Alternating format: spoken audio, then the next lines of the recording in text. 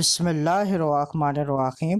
آج کی حدیث مبارک، دعائے نبوی کے اثرات۔ ایک مرتد کو زمین نے پناہ نہیں دی۔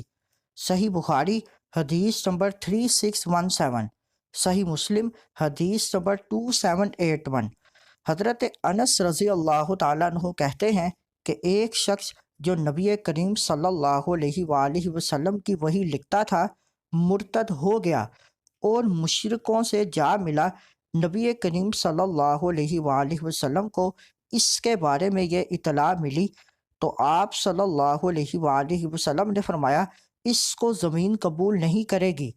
حضرت انس رضی اللہ تعالیٰ عنہ کا بیان ہے کہ ابو طلحہ رضی اللہ تعالیٰ عنہ نے مجھ کو بتایا کہ جب وہ یعنی ابو طلحہ رضی اللہ تعالیٰ عنہ اس مقام پر پہنچے جہاں اس شخص کی موت اور تدفین ہوئی تھی تو دیکھا کہ وہ قبر سے باہر پڑا ہوا ہے، تو انہوں نے لوگوں سے پوچھا کہ اس کو کیا ہوا کہ قبر سے باہر پڑا ہوا ہے۔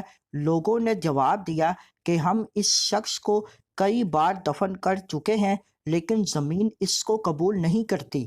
ہر مرتبہ ایسا ہوا کہ ہم اس کو دفن کر کے گئے اور جب آ کر دیکھا تو باہر پڑا ہوا پایا۔ آخر تنگ آ کر ہم نے اس کو دفن کرنا ہی چھوڑ دیا۔